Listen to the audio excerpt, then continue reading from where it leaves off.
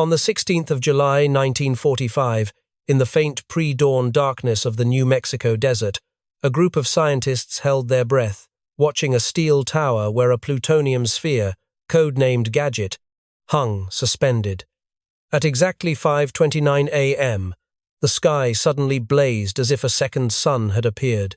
The ground shook violently, and a massive mushroom cloud rose over the desert. The first nuclear test in history had succeeded.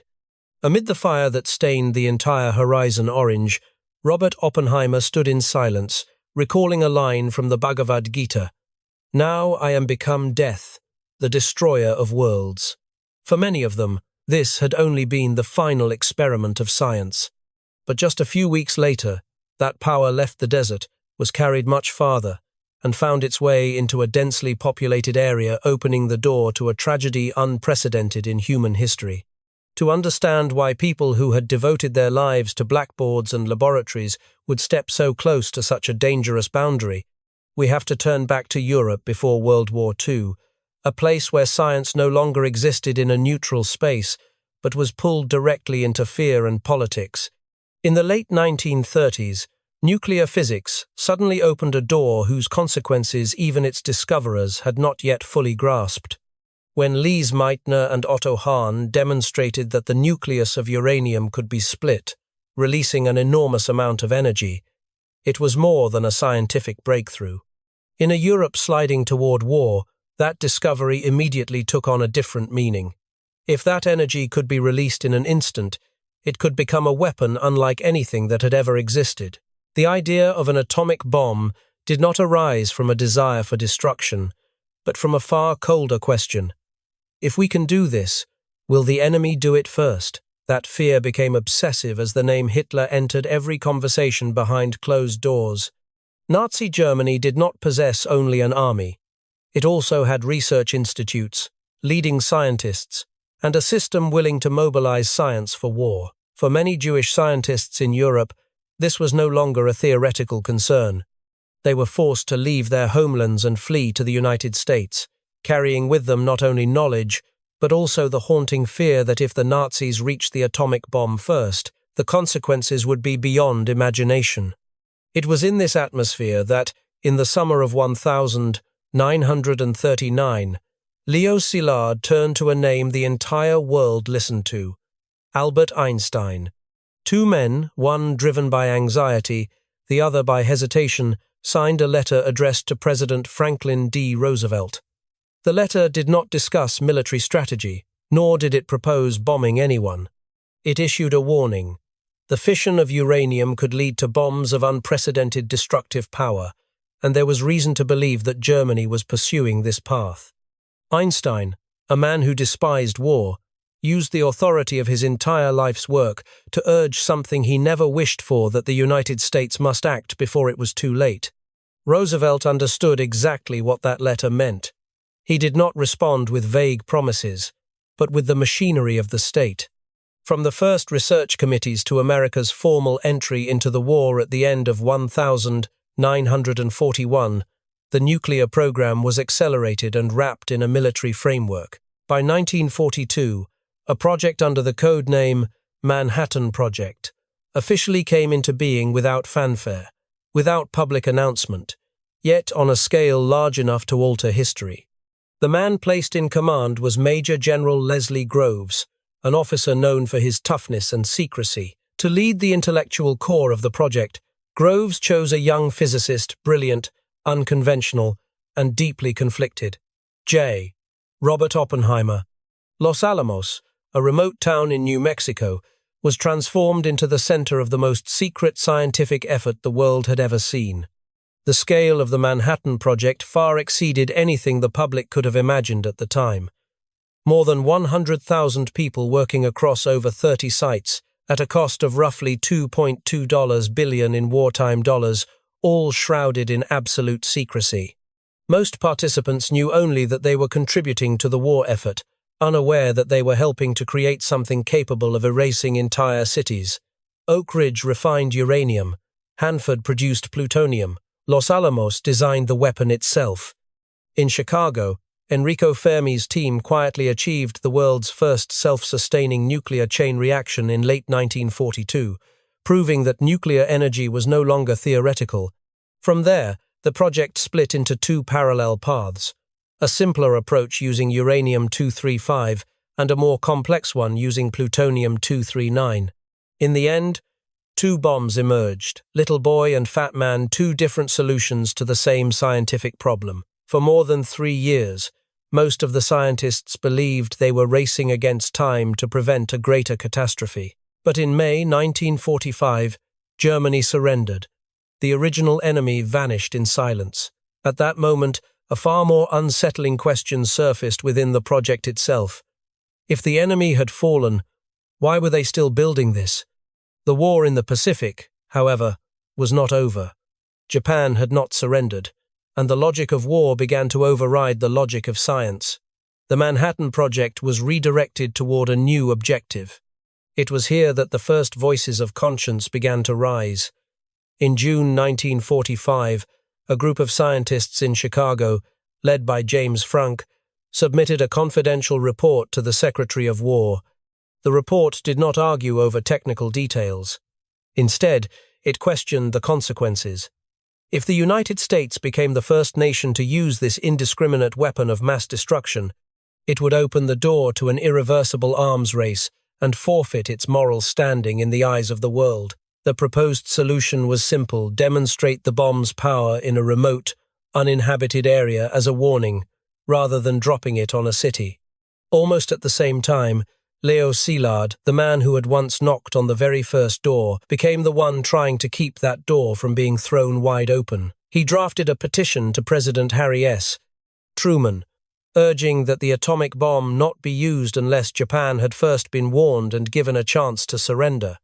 70 scientists signed their names, fully aware that they were challenging the machinery of war itself. But like the Franck report, the petition could not pass the final level of decision-making. Once politics had chosen its path, science no longer had the power to stop. From that moment on, what had once been considered the final experiment was no longer in the hands of scientists. It was preparing to step out of the laboratory, carrying with it the full weight of decisions they had been unable to prevent. At dawn that day, the New Mexico desert witnessed more than an explosion. It witnessed a miscalculation. What Oppenheimer and his colleagues believed would amount to only a few hundred tons of TNT shattered every estimate. When the flash erupted, the numbers on paper were torn apart. The actual yield was tens of times greater than expected. The ground was crushed downward, the air seemed to be hurled away, and the desert sand melted into strange green shards of glass, the first physical traces of an energy humanity had never truly controlled. When the shockwave subsided, those inside the bunkers stepped outside. No one cheered. Before them rose an enormous mushroom cloud, still swelling, its base dark with dust and smoke, its crown streaked with glowing orange and red as if it were generating its own light. This was no longer a successful experiment, but a sight beyond the language of science. Ken Bainbridge, the man in charge of the test, looked at Oppenheimer and uttered a brief, bitter remark, like a verdict passed on themselves. Oppenheimer did not reply. He murmured ancient verses about the destroyer of worlds and admitted that from that moment on, he knew everything had turned in a different direction. Some people laughed in shock, some cried, but most stood motionless, unsure how to react after witnessing the absolute limit of human power. In just a few short hours, Trinity proved something irreversible. Humanity had given itself the ability to erase its own name from history. News of the explosion was transmitted almost immediately, crossing the ocean to Europe, where President Harry Truman was attending the Potsdam Conference. There, Trinity was not viewed through the eyes of those who had stood beneath the mushroom cloud, but through the cold logic of war. To Truman, it was the decisive card, a force powerful enough to compel Japan's surrender without an invasion, without months more of bloodshed. On the 26th of July, 1945, the Potsdam Declaration was issued. Japan must surrender unconditionally, or face prompt and utter destruction. In Tokyo, the leadership still hesitated, still hoped that the Soviet Union might act as a mediator, still believed there was time to bargain. What they did not know was that, at the same moment, the decision had already been made elsewhere. When the ultimatum was ignored, Trinity was no longer a scientific milestone. It became the final stepping stone before the experiment left the desert and moved straight toward real human beings. At dawn on the 6th of August 1945, from a remote island in the middle of the Pacific, a B-29 quietly lifted off the runway. It flew without an escort, encountering no significant resistance. In its bomb bay was something thousands of people had spent years creating, not a familiar weapon, but the final conclusion of an entire scientific project. As the aircraft entered the skies over Hiroshima, the city below was still living an ordinary morning. No prolonged air raid sirens, no one rushing for shelter. Then the bomb bay doors opened. The bomb dropped away, falling in silence. 43 seconds later, the light appeared so blinding that it erased the horizon itself. In the cockpit, the crew turned back and saw the entire city below swallowed by a churning black cloud, rising upward as if it were generating itself from the ground. No one spoke, until one of them, nearly in panic, wrote a line in the flight log that would later read like a confession. They did not know how many people they had just killed. On the ground, Hiroshima was no longer a city. The heat at the center of the blast was enough to turn human beings into shadows burned onto stone walls. The shockwave flattened buildings, tore through streets, and in a matter of seconds, all social order vanished. Tens of thousands died instantly.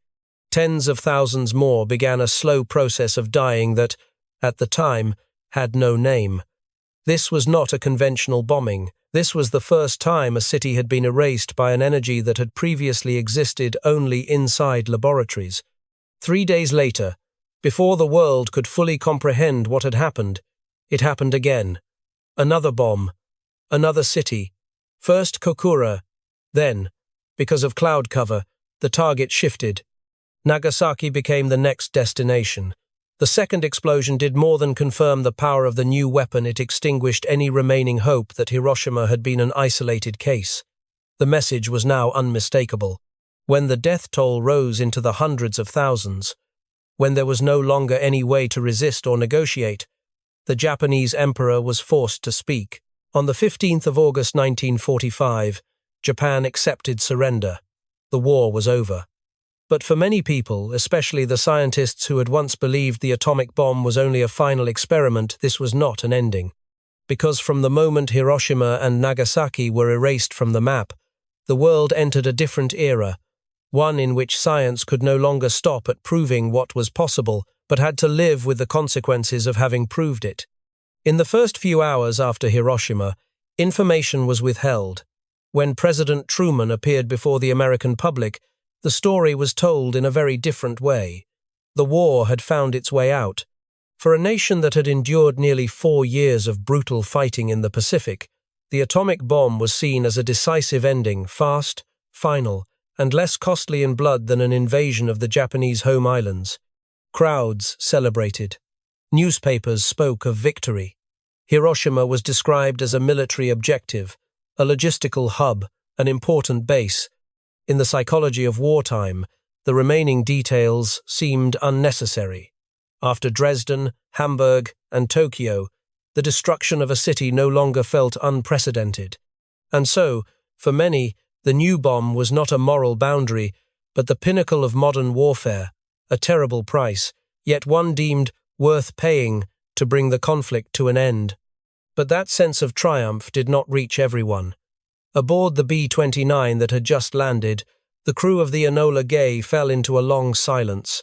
There were no cheers, no feeling of victory, only shock at what they had released onto a city that had been intact just minutes earlier. Higher up in the military hierarchy, a few voices began to ask questions, though far too late. Some senior officers later admitted they had never believed the atomic bomb was necessary. Some called it a moral regression, a decision history would carry for a very long time. But in August 1945, such doubts had no place. The decision had been carried out, and no one wanted to be the first to say it might have been wrong. For the scientists of the Manhattan Project, the feeling was different still. They did not see Hiroshima on a strategic map, but through the lens of what they themselves had created. Many had believed they were protecting the world from fascism. Now fascism had fallen, the war was ending, yet the cost lay far beyond their original calculations. Oppenheimer, once welcomed as a symbol of scientific triumph, quickly realized that the title brought no peace of mind. He had stood before crowds at Los Alamos with a strained smile, but only weeks later, when the second bomb fell on Nagasaki, any sense of pride vanished completely. For him, Hiroshima might still be argued within the logic of war. Nagasaki could not. The meeting between Oppenheimer and President Truman in the fall of 1945 laid that divide bare. On one side stood a scientist carrying a sense of personal guilt. On the other stood the head of a nation bearing political responsibility. When Oppenheimer said that he felt he had blood on his hands, Truman brushed it aside, dismissing it as unnecessary emotion. Yet that moment marked a rupture that could not be repaired between science and power. Oppenheimer left the White House understanding that from then on, he no longer had any influence over the path nuclear weapons would take. After the war, many of them tried to do the only thing left: warn the world. Leo Szilard turned away from nuclear physics to campaign against atomic weapons. Joseph Rotblat, who had withdrawn from the project once its original purpose no longer existed, spent the rest of his life calling for ethical responsibility in science. The doomsday clock was created as a stark reminder that time was not on humanity's side. And Albert Einstein, the man who had once knocked on the very first door leading to the Manhattan Project, openly admitted what he called the greatest mistake of his life. Those warnings could not erase Hiroshima or Nagasaki, but they revealed a difficult truth. When the bomb was dropped on a civilian population, it did more than end a war. For the first time in history, science was forced to confront the moral consequences of its own greatest success. In September 1945, while radioactive dust had barely begun to settle over the two Japanese cities, a group of young scientists who had worked on the Manhattan Project gathered again at Los Alamos. There was no applause, no celebration of victory, just a closed room where people who had once believed they were racing to save the world now faced the hardest question of their lives. What now? The discussion was frank, even cold. No one talked anymore about techniques or equations. Everyone understood one thing: there was no going back. The atomic bomb, born out of fear of fascism and justified by war, had become an independent reality, a threat that extended far beyond the original intentions of any individual. The warnings once set aside in the Frank Report began to take shape with terrifying clarity. Once the door had been opened, other nations would walk through it. And that is exactly what happened. Just 4 years later, the Soviet Union detonated its first atomic bomb.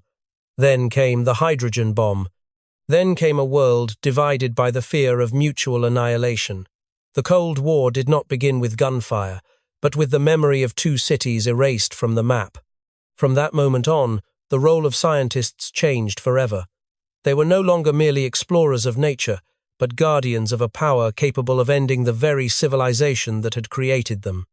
The second sun they had brought into being did not only light up the New Mexico desert, it hung over all of humanity as a constant warning. The story of the atomic bomb, therefore, does not end at Hiroshima or Nagasaki. It begins in laboratories, where humanity first touched the core energy of the universe and then slid toward the battlefield, where that energy was used to take real human lives. Trinity was once seen as the final experiment of science, but the moment the bomb fell on a civilian population, science and war met at their darkest intersection. There was no longer a boundary between proving right or wrong and deciding life or death. Those scientists saw with their own eyes how their creation slipped beyond their control, carrying consequences that no equation could fully measure. And from the moment the mushroom cloud rose over the skies of Hiroshima, the world entered a new era, one in which human survival depends not only on progress, but on the ability to restrain ourselves. The nuclear age no longer asks what humanity can do. It asks a far more frightening question: Are we wise enough to live with what we have created?